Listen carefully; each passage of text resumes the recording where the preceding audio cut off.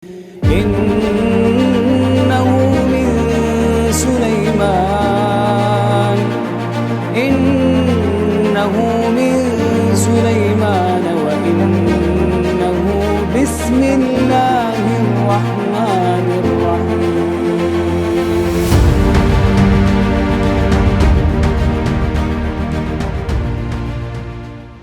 Kita masih pada penggalan hadis Jibril dan kita masuk pada pertanyaan Jibril kepada Nabi sallallahu alaihi wasallam. Qala fa akhbirni 'anil ihsan. Qala an ta'budallaha ka'annaka tarahu fa in lam takun tarahu fa innahu yaraka. Abarkan kepadaku ya Muhammad tentang ihsan. Apa itu ihsan? Maka Rasul mengatakan, engkau beribadah kepada Allah seolah-olah engkau melihat Allah. Jika engkau tidak bisa seolah-olah melihatnya, maka yakinilah Allah melihat.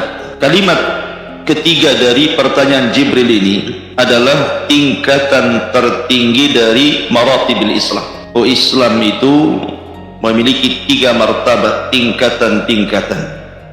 Pertama Islam, yang kedua iman, dan yang paling tinggi ihsan, atau disebut dengan muraqabatullah, merasa diawasi Allah.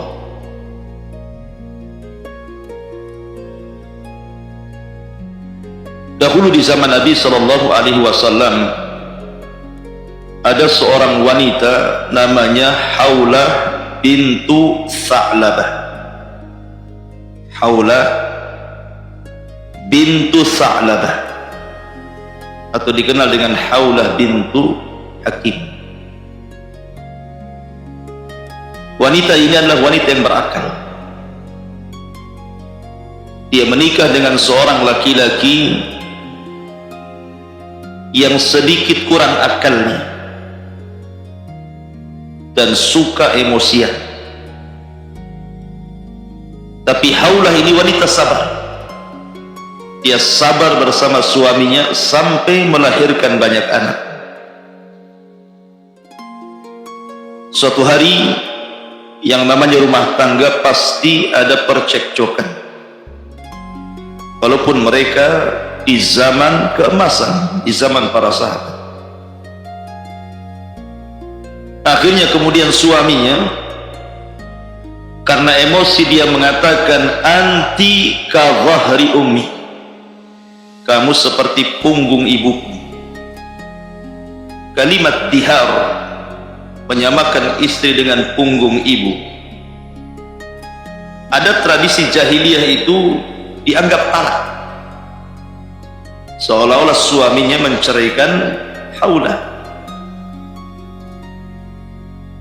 Menangislah Haulah bintu Hakim karena tidak mau diceraikan suaminya. Datanglah dia kepada Nabi sallallahu alaihi wasallam mengadukan perkaranya. Maka Nabi sallallahu alaihi wasallam, karena ketika itu belum ada wahyu tentang ayat tihar, maka Rasul menyamakan hukumnya seperti hukum jahiliyah. Artinya mengikuti adat tradisi yang berlaku, bahwa kalimat anti ka dhahri ummi adalah cerai, talak. Maka Haulah terus datang kepada Rasul menangis untuk dicarikan solusinya, dan dia tidak mau bercerai dengan suaminya. Tapi apalah dikata suaminya sudah mengatakan anti ka dhahri ummi. Maka Haulah terus berdoa kepada Allah Azza wa Jalla agar dicarikan solusi.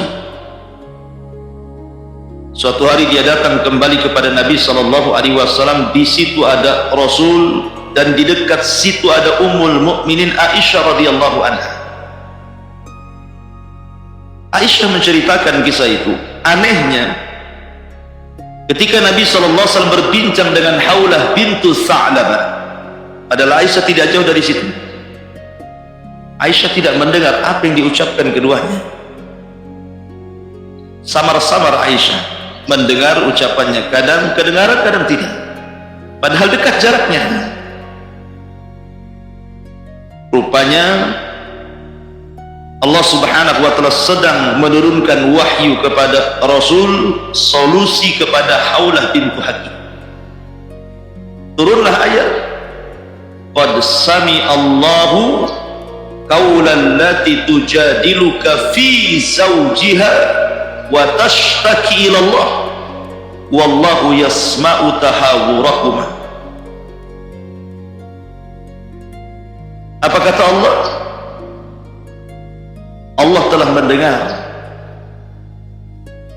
pengaduan dari seorang wanita tentang suaminya. Wa tashtaki ila Allah, kemudian dia pun mengadu kepada Allah. Dan Allah subhanahu wa ta'ala mendengar percakapan keduanya. Kemudian ayat ini terus berlanjut sampai kepada solusi tentang diham.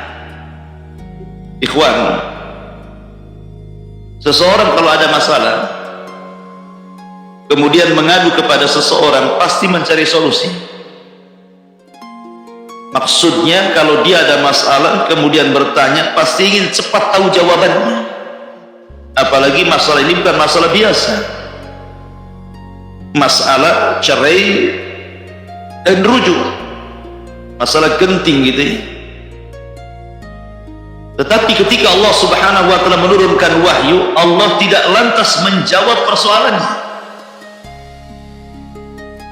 tetapi Allah subhanahu wa ta'ala justru memulakan dengan kalimat bahwa Allah subhanahu wa ta'ala maha mendengar. Maknanya apa di sini? Maknanya Allah subhanahu wa ta'ala ingin mengingatkan kepada Rasul, kepada Haulah dan kepada kita semuanya bahwa ada yang lebih penting daripada jawaban itu, di mana Allah subhanahu wa ta'ala ingin menerangkan bahwa Allah itu maha mendengar, maha mengetahui setiap persoalan hamba-hambanya. Dan kalau itu diyakini, maka setiap persoalan pasti Allah selesaikan. Itulah namanya sifat muraqabah, merasa didengar dan merasa dilihat Allah azza wa jalla. Karena Allah itu maha sami, mendengar, maha basir, melihat, uhit, meliputi. Di zaman Nabi sallallahu alaihi wasallam, Abdullah ibn Umar radhiyallahu anhuma pernah berjalan ke sebuah padang pasir, kemudian berjumpa dengan seorang penggembala kambing. Maka Abdullah ibn Umar pun duduk berbincang-bincang dengan penggembala itu. Kemudian Abdullah ibn Umar radhiyallahu anhuma ketika dihidangkan makanan oleh penggembala itu, kata Abdullah ibn Umar, makanlah, kau juga harus makan. Kata penggembala itu mengatakan, inni sha'im, saya sedang puasa. Padahal di tengah-tengah padang pasir, di terik matahari, dia sanggup berpuasa, dan dia seorang budak. Kemudian Abdullah ibn Umar radhiyallahu anhu setelah makan dia pun pergi. Sebelum pergi dia ingin menguji budak itu dengan pertanyaan, ya gulam, wahai gulam, bi'ni ilayya ghanamaka, jualah satu kambingmu untuk. Kata sang budak, tidak wahai Ibnu Umar, ini kambing milik tuanku, bukan milik diriku.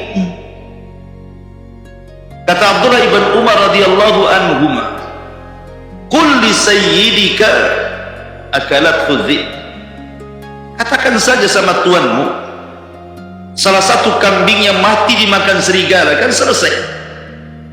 Kambingmu ini ribuan, kalau hilang satu tidak nampak.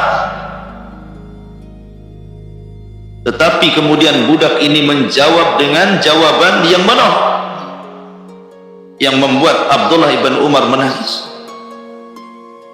Kata budak ini, ya bena Umar, aina Allah,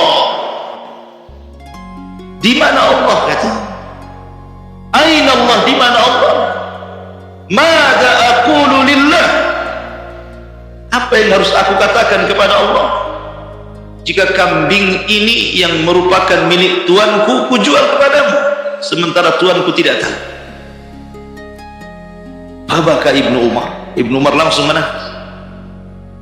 Kemudian dia berangkat ke Madinah mencari tuan budak itu.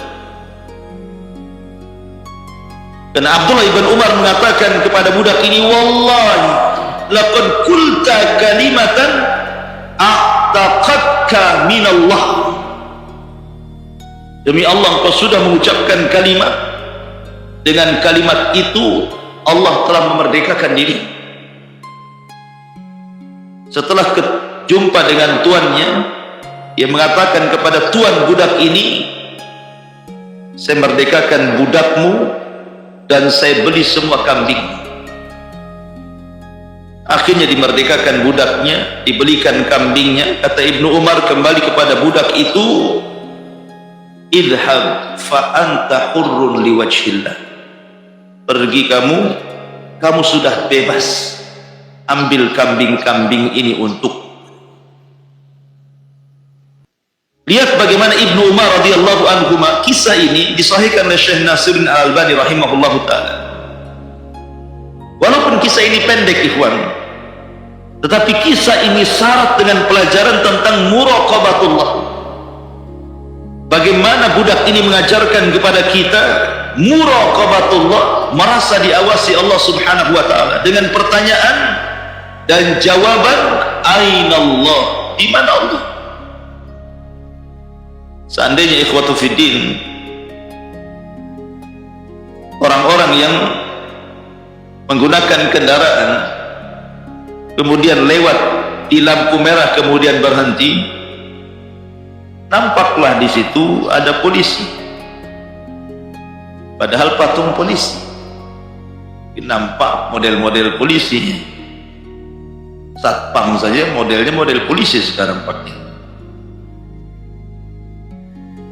Kalau orang yang takut, dia nggak akan berani melanggar lampu merah tuh. Kalau ditanya kenapa nggak terobos saja lampu merah itu, ada polisi. Dia bisa muraqabah dengan polisi kan? Takut dia melanggar lampu merah, kenapa? Ada polisi.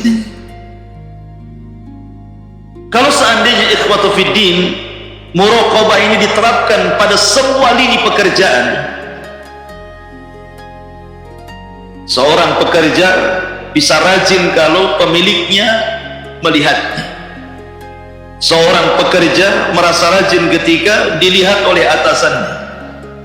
Seorang pedagang akan jujur kalau diperhatikan jual belinya. Kalau seandainya sikap muraqabah ini diberikan kepada Allah, kalau sesama makhluk saja orang bisa baik. Pekerja jadi rajin gara-gara diawasi gitu ya. Itu sesama makhluk loh ya. Bagaimana kalau seandainya muraqabah ini yang memperhatikan kita bukan makhluk tetapi Khaliq Allahu Azza wa Jalla. Saya yakin orang yang muraqabah itu terlahir menjadi orang-orang yang jujur, orang-orang yang amanah, dan orang-orang yang bertanggung jawab. Tak mungkin tidak akan melahirkan orang-orang seperti ini kalau tertanam muraqabatullah, seolah-olah kita melihat Allah kalaupun tidak yakini Allah melihat kita. Kita akan jujur tuh. Apalagi di zaman sekarang kejujuran itu sudah langka. Jangan lagi di zaman sekarang, di zaman Umar ini mungkin bahasa kitanya sedang belusukan, tapi belusukannya Umar malam-malam dan tidak bawa wartawan, malam dia. Jadi di zaman Umar bin Khattab radhiyallahu anhu, namanya Madinah itu kan pusat ibu kota. Kalau di Indonesia ini ya Jakartanya. Biasanya kalau di Jakarta itu kan tempat mengadu nasib orang-orang di daerah pada ke Jakarta untuk merubah nasib. Begitulah posisi ibu kota sejak zaman dulu. Banyak dari daerah-daerah datang ke Madinah untuk mengadu nasib. Tapi Umar ini pemimpin yang adil. Dia menyediakan tenda-tenda banyak di padang pasir itu, kemudian disediakan kepada para pengadu nasib yang datang dari daerah-daerah itu, disediakan tempat tinggal dan dicukupi lampunya. Jadi Umar radhiyallahu an kalau malam-malam mengintai, melihat belusukan bagaimana kondisi rakyat, karena jatah lampu itu dijatah jam sekian mati, dan itu jatah pemerintah, maka semua waktunya mati-mati. Tetapi Umar heran dengan satu tenda, kok lampunya belum mati, masih hidup. Maka Umar pun mendekati tenda itu. Rupanya di dalam tenda itu ada percakapan dua wanita, satu ibu dan satu putrinya. Ibunya mengatakan kepada putrinya, "Nah, besok kita jualan susu. Bagaimana kalau seandainya kita campur susu ini dengan air supaya banyak untungnya?"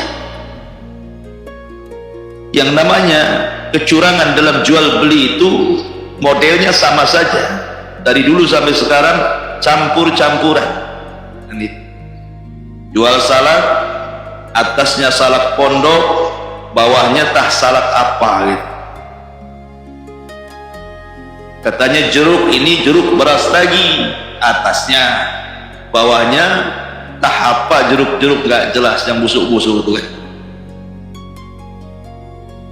Yang dibelah semangka itu manis, yang nggak dibelah rupanya dikasih pewarna, kan nggak tahu kita. Itulah memang penipuan dari dulu, memang begitu, main campur-campur kan. Yang baik dengan yang buruk dicampur-campur. Akhirnya kemudian kata wanita itu, kata anak gadisnya ini mengatakan, "Wahai ibunda, jangan, aturan negara Amirul Mukminin melarang tidak boleh curang dalam berdagang." Kata ibunya, "Nak, bukankah Amirul Mukminin tidak melihat dan tidak mendengar?" Gak sadar Umar di samping tenda. Tetapi wanita ini memang terdidik menjadi wanita muraqabah. Dia mengatakan, "Bu, sekalipun Umar tidak melihat, tidak mendengar, Umar itu punya Tuhan, dan Tuhannya Umar yarana, sedang melihat kita." Mak Umar mendengar kalimat gadis itu, geleng-geleng kepala. Kok masih ada wanita yang jujur? Itu di zaman Umar yang jujur saja langka. Akhirnya Umar pun pulang. Dikumpulkan semua anak laki-lakinya, Abdullah ibn Umar, Qasim ibn Umar dan yang lainnya, Asim ibn Umar dan yang lainnya. Akhirnya kemudian berdirilah salah satu putra Umar, Asim ibn Umar radhiyallahu an, berdiri dan mengatakan, "Ada apa wahai ayahanda?" Kata Umar ibn Khattab, "Kau harus menikah." "Menikah dengan siapa wahai abi?" "Menikah dengan bibit unggul." Menikah dengan bibit unggul, ini wanita jujur, harus menikah dengan dia. Zaman dulu anak-anak jarang durhaka kepada orang tua, atau orang tua menikah, yang menikah lah. Anak sekarang mana mau dijodohkan kayak gitu. Enggak lah, sudah ada di Facebook. Zaman sekarang sudah dapat di Google, jodoh saya sudah COD katanya. Zaman sekarang ya, mana mau orang tua dijodohkan orang tua. Akhirnya menikahlah Asim ibn Umar dengan wanita itu. Datang Umar ke tenda wanita itu, apa enggak kaget tuh wanita itu, dan mengatakan, "Ya Amirul Mukminin, saya tidak curang dalam berdagang, saya tidak jadi mencampur air susu dengan air." Gitu. Sangganya mau nangkap, merazia. Kata Umar, "Bukan, aku hendak melamar putri." Bayangkan, Umar ini seorang khalifah, orang nomor satu, kekuasaannya terbentang Persia dan Romawi, tapi menjodohkan anaknya dengan anak ruli, bahasa kita, hidup di tenda-tenda pengungsian. Karena di zaman itu barometer bukan dunia, tapi ketakwaan. Sebagaimana sabda Nabi sallallahu alaihi wasallam, "Fadfar bidzatid dini taribat yadah." Ambil yang paling baik agamanya, beruntung kamu. Idza ja'akum man tardawna dinahu wa khuluquhu fazawwijuhu illam takun fitnatun wa fasadun alih. Kalau ada orang yang datang kepadamu meminta anakmu dan dia baik agama dan akhlaknya, nikahkan dengan dia. Kalau tidak, pasti terjadi fitnah dan kerusakan di permukaan bumi. Maka Umar pun melamar anak gadis itu. Menikahlah anak gadis itu dengan Asim ibn Umar. Lahirlah Laila, anak perempuan. Dari Laila inilah lahir khalifah besar Umar ibn Abdul Aziz. Umar bin Abdul Aziz terlahir dari seorang wanita yang jujur, wanita yang sederhana. Berkah keluarganya, lahir orang yang pernah berkuasa 2 tahun tapi tidak ada orang miskin di negaranya. Umar bin Abdul Aziz. Masyarakat muslimin yang dimuliakan Allah Azza wa Jalla, dahulu ada seorang alim namanya Nu'man ibn Sabit ataupun Sabit ibn Ibrahim, ayahanda daripada Abu Hanifah. Abu Hanifah namanya kan Nu'man ibn Sabit. Ada seseorang laki-laki namanya Sabit ibn Ibrahim, ayahanda Abu Hanifah. Dia seorang talabul ilmi, tapi tidak sehebat anaknya tentunya Abu Hanifah. Tetapi kemudian dia berjalan kehabisan bekal. Zaman dulu kan rihlah, talabul ilmi itu budaya para ulama. Kalau ingin mencari ilmu, rihlah. Rupanya kehabisan bekal, dia pun mencari air dan kehausan. Carinya air, kemudian dapat sungai. Nampak ada sungai di sini. Ketika kemudian dapat sungai, senanglah dia. Langsung dia ke sungai itu dan minum kenyang-kenyang. Karena sudah lama tidak minum, haus sekali. Rupanya di sungai itu hanyutlah satu buah apel. Hanyut. Sudah lapar, haus, nampak pula apel hanyut. Main tangkaplah, kemudian dimakan. Baru satu kunyahan dan sudah masuk ke perutnya. Dia ingat bahwa itu apel pasti ada yang punya. Akhirnya dia dimuntahkan lagi dan mencari pemiliknya. Siapalah pemilik apel ini? Takut dia kepada Allah. Kenapa? Muraqabah. Disusurinya sungai itu sampai kepada kebun apel. Setelah tahu kebunnya, dia cari pemiliknya. Setelah berjumpa dengan pemiliknya, dia minta maaf, tapi pemiliknya nggak mau maafin.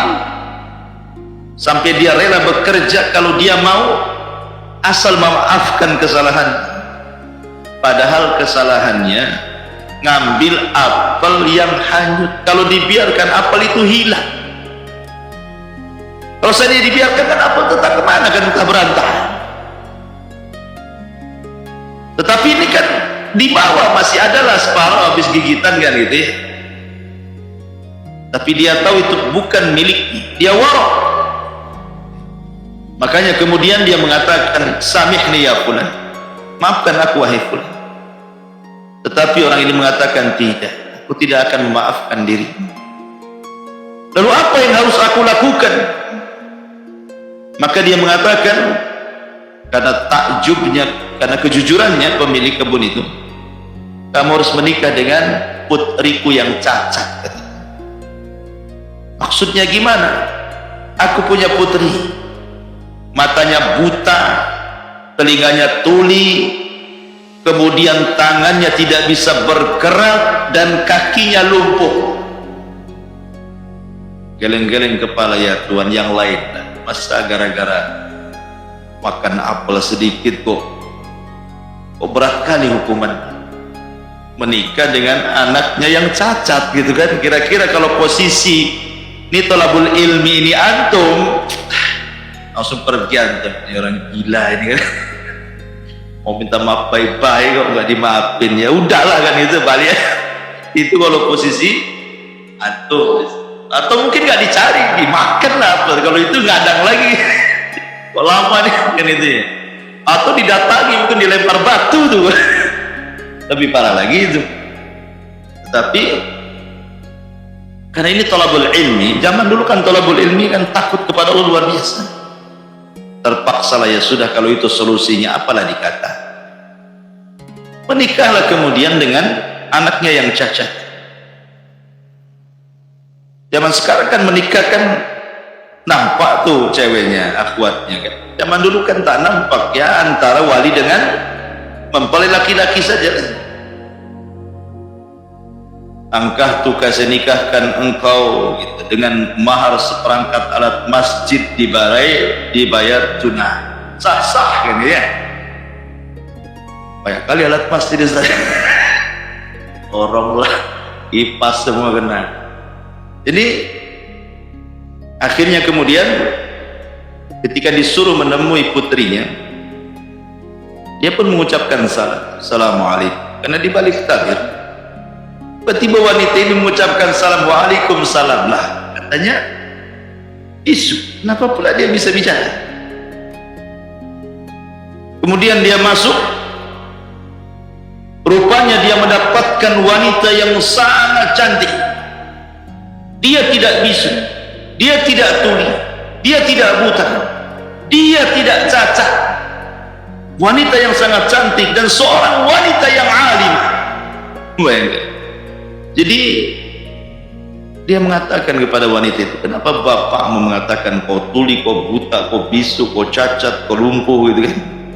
Kata wanita ini, ya karena aku tidak pernah melihat kecuali yang dihalalkan, tidak pernah mendengar kecuali yang boleh didengar, tidak pernah bicara kecuali yang baik, tidak pernah melangkahkan kaki kecuali ke tempat-tempat baik. Selain itu aku tuli, aku bisu, aku buta, dan aku lumpuh kalau diarahkan ke yang haram. Maka dari pernikahan ini lahirlah Abu Hanifah, ya, jadi ulama besar. Sama dengan kisah Sufyan Ats-Tsauri. Sufyan Ats-Tsauri kan PRT. Sufyan Ats-Tsauri. Sufyan Ats-Tsauri itu seolah panitia hari kiamat. Dia sanggup kemudian memprediksi, menakut-nakuti orang seolah-olah kiamat sudah dekat. Waktu kemarin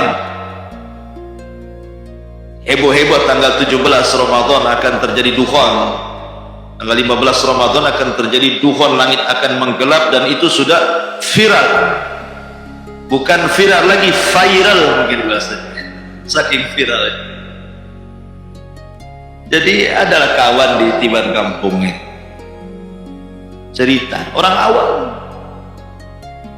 sholat pun kadang sholat kadang tidak. Dia cerita, Ustaz, semalam saya tak boleh tidur sama istri gitu. Itu pada tanggal 15 Ramadan. Akhirnya ya saya tak tidur lah, dimarahi istri gitu. Tidak boleh juga saya tinggal dalam rumah di teras. Paksalah saya minum kopi satu dengan udutnya, dengan rokoknya itu sampai subuh katanya. Kenapa? Emangnya ada apa? Jadi ronda, saya bilang. Tidak, jadi saya bilang apa? Malam ini akan kiamat. Malam ini akan kiamat. Apalah istriku katanya. Coba ya kan. Sampai lah orang awam terpengaruh dengan viralnya berita itu. Tapi lewat 15 Ramadan tak ada apa-apa. Segitunya orang ketakutan hari kiamat, sampai ada cerita itu satu desa di mana, di Jawa atau di mana, mengungsi kan gara-gara kabar kiamat. Bahkan agama di luar daripada Islam, Nasrani itu Di gereja mana itu sampai bunuh diri massal gara-gara kabar kiamat. Jadi subhanallah ikhwatu fiddin, kalau kita seorang yang beriman dan tahu bahwa Allah subhanahu wa ta'ala adalah zat satu-satunya yang mengetahui yang gaib, selain Allah tidak tahu kecuali diberitahu, tentu kita akan senantiasa yakin bahwa kiamat itu ada, tetapi waktunya dirahasiakan Allah subhanahu wa ta'ala, dan kita akan tenang. Adapun kenapa kiamat dirahasiakan? Karena supaya kita persiapan. Sesuatu yang disembunyikan itu agar kita persiapan. Makanya Rasul mengatakan, wa ma'adadtalah, apa yang kau siapkan.